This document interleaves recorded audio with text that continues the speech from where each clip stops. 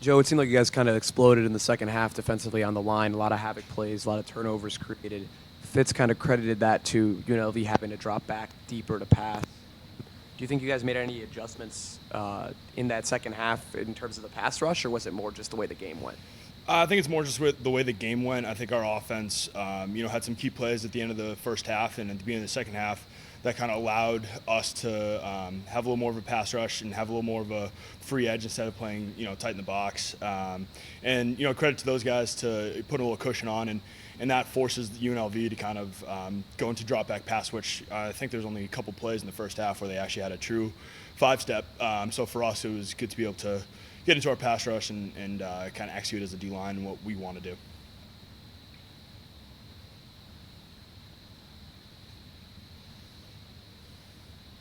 You've obviously had some non-conference losses since you've been here, but getting this win, especially going into the Big Ten slate, what does it mean to have that under your belt now?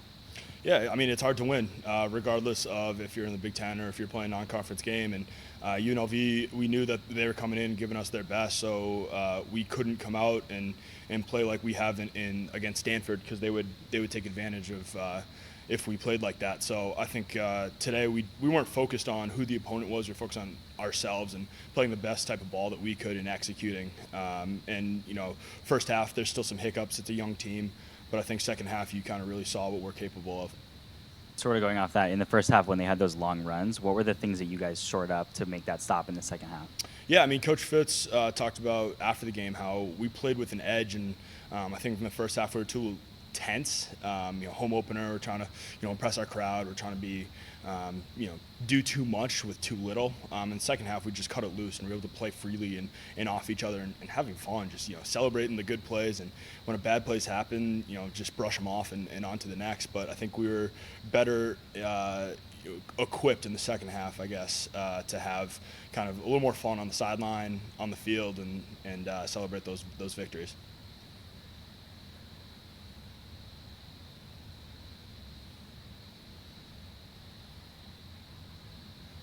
What was it like to have 5 members of the 1949 Rose Bowl team here this weekend?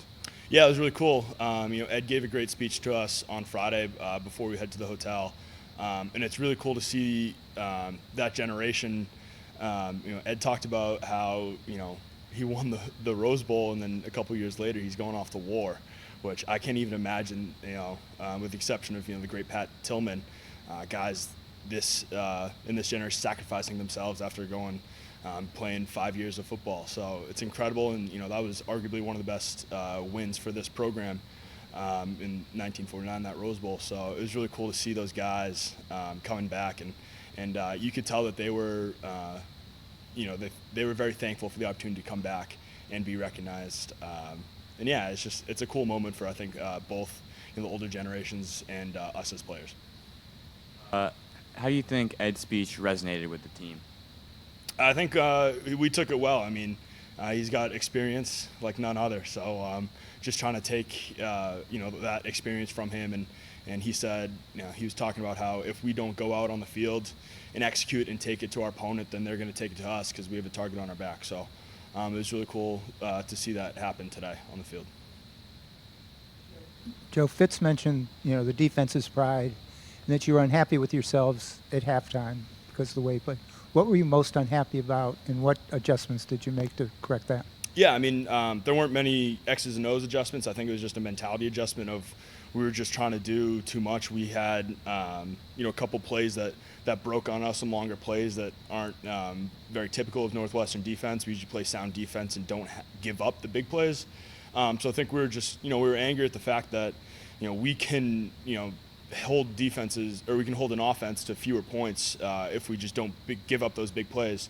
And I think we, cracked down in the second half. We're able to kind of limit those explosive plays and create turnovers as well.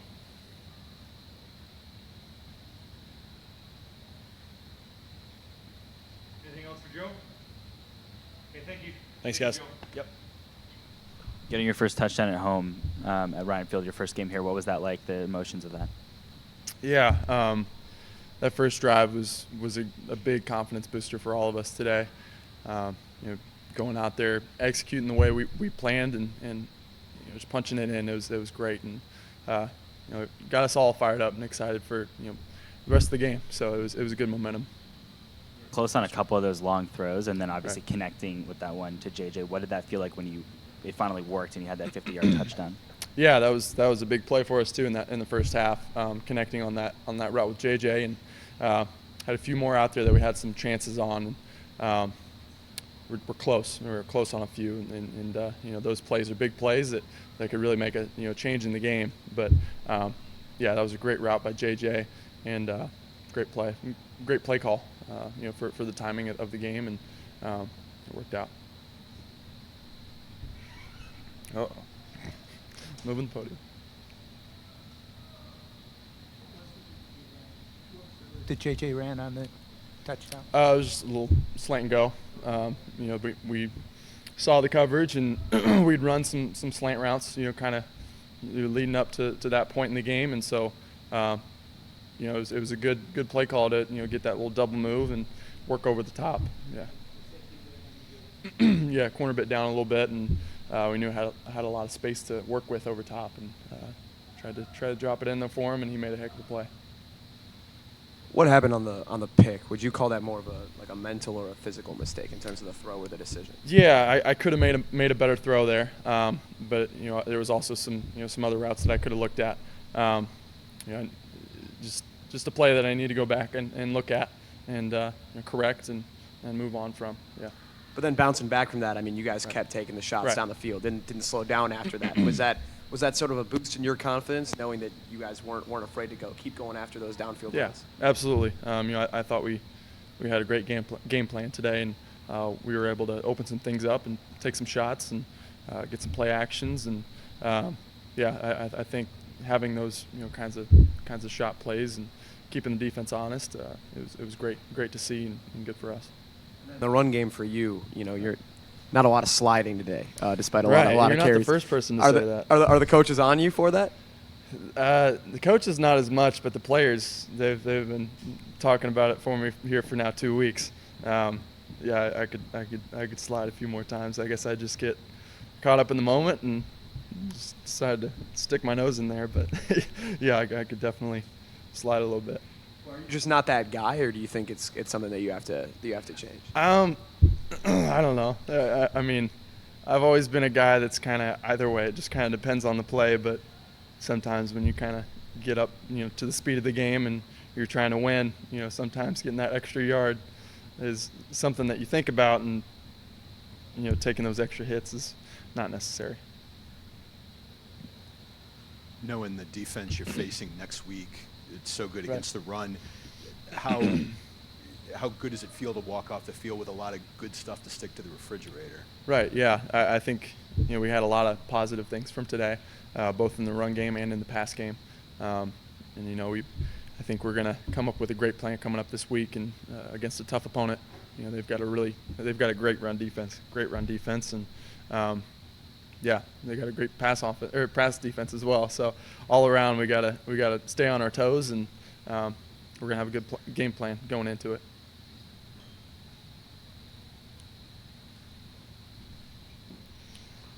What was it like to have the 1949 Rose Bowl winning team here this weekend, and how'd you interact with them? Yeah, that was really neat. A couple of them came and spoke to the team the other night, and it was amazing to see how loyal they are to this program and how much they love it here. And it was so cool to see that at the coin toss, and they're purple through and through, and it's great to hear from those guys that have played at that big stage back in the day, and get their input on how things have changed and what they used to run and what they used to do. And so it was really neat to see them come out, support the team, and just see how passionate they were. Anything else for Hunter? Good, thank you. Thank you, Hunter. Thanks, guys. Drake, I don't know if you know, but you're outdid your own dad's performance against UNLV today. 26 carries, 141 yards. A lot of that coming in the second half. What was it like just getting out there, getting all those carries, and being able to rip off some big gains? It felt good to finally be out there again. Jeremy Larkin's always telling me at practice, prepare like the number one. So every time I'm in the game, I'm just preparing like the number one. And then on that touchdown, late in the game to kind of put it away, what kind of emotions were going through you right there? I was really happy, but first things first, shout out to NWO. Without them, we wouldn't have been able to get into the zone. And shout out to Kyrick as well for setting up that block on that perimeter. NWO, what is that? You talk about the That's O-line? the O-line. Yeah. Yeah. All right. Is that what you guys all call them in Yeah, practice? that's what we call them. All right.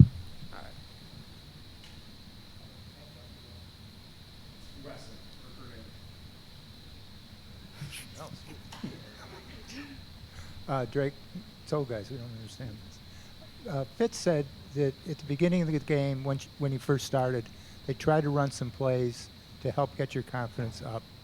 What was your confidence level when you went into the game? Then how did it change as you succeeded during the game? I was already going into the game pretty confident, but once all it takes was one run to get me going, and then that I was pretty mad that I wasn't able to score the touchdown, and then I was happy I was finally able to get in at the end of the game.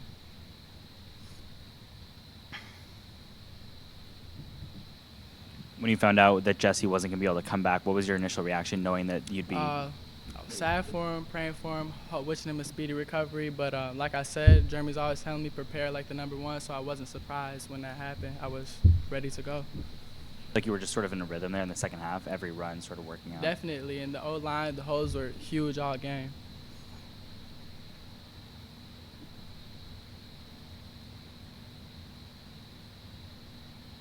Anything else for Drake? Peter? What was it like to have the 1949 Rose Bowl team here this weekend?